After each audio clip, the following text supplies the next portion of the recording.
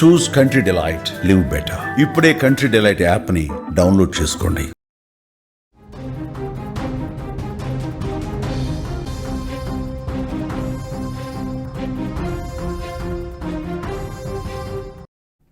ఒక చిన్న బ్యాటు కనీసం దాని విలువ 150 రూపాయలు కూడా ఉండదేమో. ఒక చిన్న బ్యాటు, అది బ్రాండెడ్ ఎంఆర్ఎఫ్ బ్యాట్ కూడా కాదు. ఎందుకంటే సహస్ర హత్య కేసులో ఒక్కో నిజాన్ని వెతుక్కుంటూ వెళ్తుంటే ఎవ్వరూ ఊహించలేనన్ని బాధాకరమైన విషయాలు తెలుస్తున్నాయి. ఈ పూటకి నా దగ్గర ఉన్న ఒక ఫోటో చూపిస్తాను చూడండి. సహస్ర హత్యకు కారణమైన బ్యాట్ ఇదే. సహస్ర ప్రాణాలు తీయడానికి, ఆ హంతకుడు సహస్ర ప్రాణాలు తీయడానికి కారణమైన బ్యాట్ ఇదే. ఈ చిన్న బ్యాట్ కోసమే సహస్రని ఆగస్టు 18వ తేదీన హంతకుడు అత్యంత దారుణంగా హత్య చేశాడు. ఈ బ్యాట్ పైన జస్ట్ ఎంఆర్ఎఫ్ అని రాస్తుంది, అది ఎంఆర్ఎఫ్ బ్యాట్ కూడా కాదు. ఈ బ్యాట్ తోటే సహస్ర తమ్ముడు క్రికెట్ ఆడుకునేవాడు. ఈ బ్యాట్ చూసే ఈ బ్యాట్ని దొంగతనం చేయడం కోసమే వాడి మాస్టర్ ప్లాన్. స్కూలు ఎగ్గొట్టి ఇంట్లో ఉండి ఆ బ్యాట్ని దొంగిలిస్తూ అడ్డుకున్న సహస్రని వెంట తెచ్చుకున్న కత్తితో పొడిచి చంపాడు.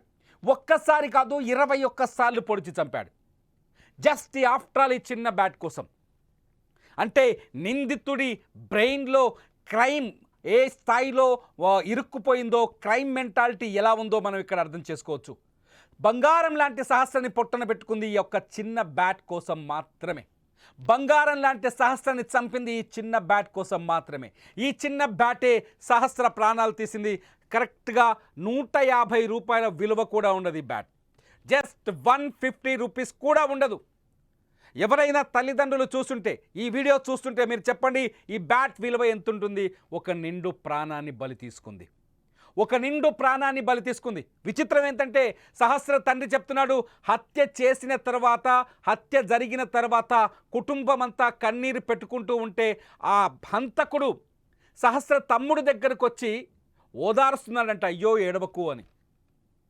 వాడి మెంటాలిటీ చూడండి. హత్య చేసింది వాడు, కత్తి తీసుకెళ్ళి ఆ ఇంట్లోనే కడిగి ఇంట్లో దాచింది వాడు, రక్తపు మడకలున్న బట్టల్ని తీసుకెళ్ళి ఉతికింది వాడు, గోడపై నుంచి పోయి ఇంట్లోకి వెళ్ళి ఏమీ తెలియని నంగనాచిలా ఉన్నాడు 14 ఏళ్ల వయసులోనే. మళ్ళీ పోలీసులు వచ్చి డెడ్ బాడీని చూసి అందరూ ఏడుస్తుంటే వచ్చి ఓదార్చాడట. అలా నాన్న మాటలు వినండి, ఒకసారి చెప్తా తెలుస్తుంది ఆ హంతకుడి మైండ్ సెట్ ఏ స్థాయిలో ఉందో. ఒక్కసారి వినండి సహస్ర తండ్రి మాటలు. వాడు మాత్రము చాలా క్రూరమైన వాడు బాలుడు కాదు, చాలా మేజర్ ప్లాన్ చేసిండు, మేజర్ వాడు మాత్రం భూమి మీద ఉండొద్దు మేడం. ఒకటే చెప్తున్నాను, వాడు మాత్రం ప్రభుత్వం కఠినంగా శిక్షించాలి. వాడిని ఉరి తీయడమో ఏం చేయడం చేయాలి ఖచ్చితంగా. వాడికి నాకు మాత్రం న్యాయం జరగాలి. నా కడుపు పంట చల్లారాలంటే, నా బిడ్డ ఆత్మశాంతి జరగాలంటే వాడు మాత్రం భూమి మీద ఉండద్దు. ప్రభుత్వాన్ని కోరుతున్నా, చట్టాన్ని కోరుతున్నా, ఇదే నేను కోరేది. ఇంతకుముందు అంటే నా కొడుకు వాడితో క్రికెట్ ఆడేటోడు, అంటే పెద్దవాడే, వానే స్కూల్, సేమ్ స్కూల్. వాడు సేమ్ స్కూలు. వాడు క్రికెట్ ఆడడానికి పిలుస్తుండే, చేస్తుండే. నేను ఎప్పుడు పట్టించుకోకపోతుండే, ఎందుకంటే నేను మార్నింగ్ వెళ్ళి ఈవినింగ్ వస్తున్నాను. నాకు టైం దొరకదు, నా వైఫ్కి కూడా టైం దొరకదు. ఇంటికాడ ఉండాలి, చూడాలి. పిల్లల్ని ఎప్పుడు వదిలేసి వెళ్తాం మేము. కొత్త కాదు ఇది. ఇప్పుడు ఓనర్స్ కూడా మాకు కొద్దిగా మంచిగా ఉంటారు, వాళ్ళు మంచిగా సహకరిస్తారు మాకు. ఎందుకంటే ఇక్కడ వెళ్తుంటే కూడా అడుగుతుంటారు, ఎక్కడ వెళ్తారు, ఏం చేస్తారు అని అన్నీ అడుగుతుంటారు. వాళ్ళు కూడా మంచి వాళ్ళు, అట్లా ఏం లేదు. ఈ పిల్లోడు చాలా పెద్దవాడు, వరస్ట్ క్యాండిడేట్, క్రిమినల్, చాలా క్రిమినల్. వీళ్ళు మాత్రం బాలుడని గుర్తించకండి మీరు, చాలా పెద్దోడు. వీడు చేసే పనికి వాళ్ళ ఫ్యామిలీ చాలా సపోర్ట్ ఇచ్చింది. 5 రోజులు వాడు ఇంట్లో ఉన్నాడు, అదంతా తీసుకొని ఇంట్లో పెట్టుకున్నాడంటే వాళ్ళ ఫాదర్ మమ్మీ అడుగుతారు ఖచ్చితంగా, ఇది ఎక్కడ వచ్చినాయి, ఏం వచ్చినాయి అని చెప్పి. వాడు ఇన్ని రోజులు స్కూల్కి వెళ్ళడం, ఇంత భయం లేదు మేడం వాళ్ళకైతే, ఇంత భయం లేదు, ఏం లేదు వాళ్ళకైతే. ఆ భయం లేక ఉన్నాడంటే వానికి మాత్రం కఠినంగా శిక్షించాలి మీరు, ఖచ్చితంగా ప్రభుత్వానికి కోరుతున్నాను నేను. అదే నాకు కడుపు, ఇంత భయం లేదు వాడికి. పోలీస్ వాళ్ళనే చుక్కలు చూపించిందంటే వాడికి ఇంత భయం లేదు. భయం లేని క్యాండిడేట్ని అసలు ఉంచదు భూమి మీద. వాడు ఇది వదిలేస్తే నాసంటి తండ్రిని ఇంతమందిని ఏడిపిస్తాడు వాడు. నేను అది కోరుకుంటే ప్రభుత్వం బ్యాట్ నాకు కొడుకుది, అది నేను కొనిచ్చాను, 1000 రూపాయలు పెట్టి నేను కొనిచ్చాను. ఆ బ్యాట్ కోసం ఎప్పుడు గొడవ పడ్డారో నాకు చెప్పలేదు, డిస్కషన్ అవ్వలేదు నా కొడుకుతో. నేనేంటంటే ఈ మార్నింగ్ వెళ్ళి ఈవినింగ్ వస్తా. వాడు అప్పటికే తిని పడుకుంటాడు, ఒకసారి ఆడుకుంటాడు. నేను అడగను కూడా. అది సిచ్యువేషన్ వచ్చేసరికి ఓపెన్గా సైలెంట్ ఉంది మేడం అక్కడ. నేను 12:30, 12:50, 12:40, 12:45కి వచ్చిన, కింద చూసిన, మా పాపని పిలిచిన, పలకలేదు, బయటకొని గొల్లెం ఉన్నది. నేను కాలు కట్టుకొని ఇంట్లోకి వెళ్ళేసరికి ఎప్పుడు చనిపోయిందేమో పడుకొని ఉన్నది. అది అన్ని లైట్స్ అన్ని ఆఫ్ చేసి ఉన్నాయి అక్కడ.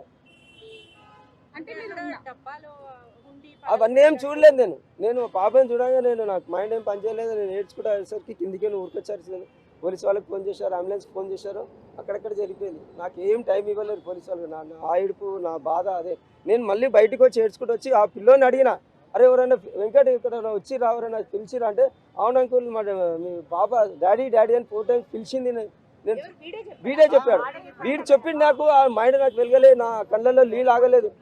నాకు ఎట్లా అంటే నేను అసలు షాక్ అయిపోయినా. నేను చెప్పిన 4 times పిలిచింది, నేను బయటకు వచ్చిన, స్నానానికి వెళ్ళిపోయిన, అంకుల్ నాకు ఏం తెలియదు అనేసి అన్నాడు. అప్పుడే ఏడ్చుకుంటా మా కొడుకుని కూడా ఓదారుస్తుండే వాడు.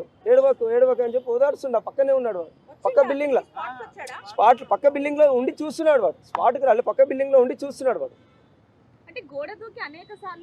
అది ఎప్పుడు నేను ఇంటికాడ ఉన్నాను మేడం, అది నాకు తెలియదు ఎట్లా వస్తుండే. నా కొడుకుతో ఎప్పుడైనా ఇంటికి వచ్చిండా ఏమో, బర్త్డే పార్టీకి ఒకసారి వచ్చిరంట వాడు. నాకు తెలియదు అది నాకు తెలియదు. నేను ఇంటికాడ ఉన్నాను మేడం, మ్యాక్సిమం ఉన్నాను. నేను మార్నింగ్ 8 o'clock వెళ్ళిపోతా, స్కూల్ ఉంటే 8 o'clock వెళ్ళిపోయి ఈవినింగ్ మళ్ళీ 7 కమెంట్ డ్రాప్ చేసి మళ్ళీ నేను నా పని నేను చేసుకుంటా. మళ్ళీ 10కి ఇంటికి వస్తాను. నమ్మలేదు మేడం, నాకు తెలియదు అసలు. నేనే షాకింగ్. మొత్తం మొత్తం అందరు షాకింగ్లో ఉన్నారు. వాడు ఏంది, వాడు అసలు క్రిమినల్ మైండ్ ఏంది, వాడు రాసుకోని చంపడం ఏంది నాకే అర్థం అవుతలేదు. అది డబ్బులు తీసుకెళ్తే మా పాపని చంపిండు, న్యాయం జరగాలి నాకు. పాపని చంపిండు వాడు మాత్రం ఉండదు. ప్రాణానికి ప్రాణం కావాలి. వాడు మాత్రం బాలుడని గుర్తించకండి. ప్రభుత్వానికి చెప్తున్నా, మీకు చెప్తున్నా, చట్టానికి చెప్తున్నా. వాడు మాత్రం బాలుడు కాదు. తల్లిదండ్రులు కూడా శిక్షించాలి. తల్లిదండ్రుల ప్రేమ ఉంది. వాళ్ళ తండ్రి ఇంతవరకు నా తండ్రి ముఖం చూడలేదు. నేను 3 years నుంచి ఉంటున్నా అక్కడ, తండ్రి ముఖం చూడలేదు. తండ్రి ఎవడో కూడా నాకు తెలియదు. వాళ్ళ చెల్లె శాంతి అని ఒక తెలుసు, ఆమె హాయ్ బాయ్ అంకుల్ అంటే అంతేగాని మిగతా విషయం ఏమి ఉండదు మాకు. 3 years అయిపోతుంది. 3 years అవుతుంది. నేను కొత్తగా వెళ్ళినప్పుడు మా అబ్బాయి కూడా వెళ్ళేవాడు కాదు. ఏం చేసావు ఈ మధ్య 1 year నుంచి క్రికెట్ ఆడడం కొద్దిగా పెరిగాడు. అప్పుడు చిన్నోడు ఉండే. కూకట్పల్లి పోలీస్ స్టేషన్ ముందు సహస్ర తల్లిదండ్రులు ఇప్పుడు ఆందోళన చేస్తున్నారు. ఎవరైతే హత్య చేశాడో ఆ బాలుని మైనర్గా చూడడానికి వీలు లేదని చెప్తున్నారు. అతను మైనర్ కాదు, క్రిమినల్ బ్రెయిన్ ఉన్న పెద్ద కిల్లర్ అని చెప్పేసి వాళ్ళు అక్కడ కూకట్పల్లి పోలీస్ స్టేషన్ ముందు ప్రస్తుతం ధర్నా చేస్తున్నారు. ఎట్టి పరిస్థితుల్లోనూ ఇతన్ని జువైనల్ హోమ్కు తరలించొద్దు, బాల నేరస్తుడిగా పరిగణించొద్దు. ఈ హంతకుడిని ఖచ్చితంగా ఈ భూమి మీద లేకుండా చెయ్యాలంటూ వాళ్ళు ఎమోషనల్గా మాట్లాడుతున్నారు. ఎట్టి పరిస్థితుల్లోనూ ఇతన్ని క్షమించే ప్రసక్తే లేదని చెప్తున్నారు. కేవలం ఒక బ్యాట్ కోసం నా కూతుర్ని ఇంత దారుణంగా చంపుతాడా అంటూ ఆ తండ్రి విలపిస్తున్న తీరు ప్రతి ఒక్కరిని ఆందోళన కలిగిస్తుంది. ఆ రోజు హత్య జరిగిన రోజు ఆ పేరెంట్స్ ఏడుస్తున్న వీడియోస్ని గుర్తు చేసుకుంటే, ఆ పేరెంట్స్ విలపిస్తున్న వీడియోస్ని గుర్తు చేసుకుంటే నిజంగా బాధ కలుగుతోంది. ఇటువంటి సిచ్యువేషన్ ఏ కుటుంబానికి రాకూడదని, ఏ పిల్లాడు ఇంతటి దుర్మార్గానికి పాల్పడకూడదని అందరము ఆలోచించాల్సి వస్తుంది. ఎందుకు ఒక వ్యక్తి, ఒక బాలుడు ఈ స్థాయిలో ఆలోచిస్తాడా? నిజంగా ఆ తండ్రి చెప్పిన మాటల్లో నిజం ఉంది. మరి మీకు అర్థమవుతోంది. హత్య చేశాడు, పోలీసుల మైండ్ డైవర్ట్ చేశాడు, తప్పుడు క్లూ ఇచ్చాడు. చాలా స్పష్టంగా అర్థమవుతుంది. అతను రాంగ్ క్లూ ఇచ్చాడు. అతన్ని మాట్లాడినప్పుడు అతనితో పోలీసులు అతను కూడా విచారించినప్పుడు డాడీ అనే శబ్దం వినిపించిందని చెప్పాడు. ఆఖరికి ఈ అమ్మాయి తండ్రికి కూడా అదే మాట చెప్పాడు. అంటే హత్య చేసి తప్పించుకునేందుకు కూడా ముందుగానే ప్లాన్ రెడీ చేసి పెట్టుకున్నాడు ఈ 14 ఏళ్ల బాలుడు. అందుకనే అతన్ని బాల నేరస్తుడుగా పరిగణించకూడదు, అతన్ని ఖచ్చితంగా కఠినంగా శిక్షించాల్సిందే అని ఆ తండ్రి ఆవేదన వ్యక్తం చేస్తారు. ప్రస్తుతానికి కూకట్పల్లి పోలీస్ స్టేషన్ ముందు ఒక ఆందోళన కొనసాగుతోంది. పోలీసులు ఎట్టి పరిస్థితుల్లోనూ నిందితుడిని క్షమించకూడదని, అతనికి కఠినమైన శిక్ష పడాలని, లేదంటే తమకు అప్పజెప్పితే మేమే శిక్షిస్తామని ఆ కుటుంబం అక్కడ బోరున విలపిస్తోంది. ఎందుకంటే బంగారంలా పెంచుకున్న అమ్మాయిని, బంగారంలా పెంచుకున్న సహస్రని ఇంత దారుణంగా, ఇంత కిరాతకంగా చంపుతాడని మేము ఊహించలేదని ఆ సహస్ర తల్లి, మామ, అత్త అందరూ, తండ్రి అందరూ అక్కడ ఆందోళన చేస్తున్నారు. అక్కడ ఆందోళన కొనసాగుతోంది. ఒకసారి కూకట్పల్లి పోలీస్ స్టేషన్ దగ్గరికి వెళ్దాం. కూకట్పల్లి పోలీస్ స్టేషన్ దగ్గర సహస్రకు న్యాయం జరగాలంటూ కుటుంబ సభ్యులంతా ఆందోళనకు దిగారు. అక్కడ మీడియా కూడా మనకు స్పష్టంగా కనిపిస్తుంది. సహస్రని చంపిన వాడిని ఎట్టి పరిస్థితుల్లోనూ ఉరిదీయాలంటూ కూకట్పల్లి పోలీస్ స్టేషన్ దగ్గర ఆందోళన కొనసాగుతుంది. ఎందుకంటే సహస్రని ఇంత దారుణంగా, ఇంత కఠినంగా చంపిన వాడు చట్టాలను అడ్డం పెట్టుకొని బయటపడొద్దని, చట్టాలని అడ్డం పెట్టుకొని రోడ్డు మీదకు చట్టం నుంచి తప్పించుకోకూడదనే ఉద్దేశంతో సహస్ర కుటుంబ సభ్యులంతా ప్రస్తుతం అక్కడ ఆందోళన కొనసాగిస్తున్నారు. అక్కడ మీడియా కూడా వాళ్ళతో మాట్లాడించే ప్రయత్నం చేస్తుంది. మీడియా కూడా అక్కడ ఈ సహస్ర ఇష్యూని కవర్ చేస్తుంది. సహస్రని అత్యంత దారుణంగా చంపిన ఈ బాలుడికి ఇప్పుడు 14 ఏళ్ళు కాబట్టి, మైనర్ కాబట్టి CCL కింద అతనికి శిక్ష తగ్గించే అవకాశం ఉందని కొందరు న్యాయ నిపుణులు చెప్తున్నారు. ఎందుకంటే సహస్రని హత్య చేసిన వ్యక్తి మైనర్ కాబట్టి, మైనార్టీ తీరలేదు కాబట్టి అతనికి కేవలం తక్కువ అంటే 3 ఏళ్ల పాటే శిక్ష పడుతుందని, మిగతా రోజుల్లో అతని జువైనల్ హోమ్కి పంపించి అతనిలో మానసిక మార్పును తీసుకొచ్చే ప్రయత్నం జరుగుతుందని ఇటువంటి చర్చ ఇప్పుడు సోషల్ మీడియాలో జరుగుతుంది. ఈ నేపథ్యంలో సహస్ర కుటుంబ సభ్యులు మూకుమ్మడిగా పోలీస్ స్టేషన్ ముందుకొచ్చారు. అక్కడ కూర్చొని ఆందోళన వ్యక్తం చేస్తున్నారు. సహస్ర హంతకుడిని వదిలిపెట్టే ప్రసక్తే లేదని, సహస్ర ప్రాణాలు తీసిన అతన్ని ఎట్టి పరిస్థితుల్లో క్షమించడానికి వీల్లేదంటూ ఆందోళన వ్యక్తం చేస్తున్నారు. ఒకసారి అక్కడ అంబియన్స్ ఒకసారి చూద్దాం. సహస్ర కూకట్పల్లి పోలీస్ స్టేషన్ దగ్గర వాళ్ళు ఏం మాట్లాడుతున్నా ఒకసారి అంబియన్స్ చూద్దాం.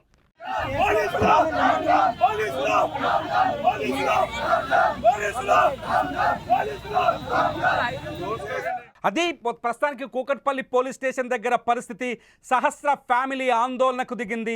సహస్రకు జస్టిస్ ఫర్ సహర్షిని అంటూ, సహస్ర పూర్తి పేరు సహర్షిని, జస్టిస్ ఫర్ సహర్షిని అంటూ సహస్ర తండ్రి, తల్లి, మామ, అత్త, అట్లాగే సహస్ర కుటుంబ సభ్యులతో పాటు కొందరు సానుభూతి పరులు కూడా కూకట్పల్లి పోలీస్ స్టేషన్కి వచ్చారు. అక్కడ ఆందోళన కొనసాగుతోంది.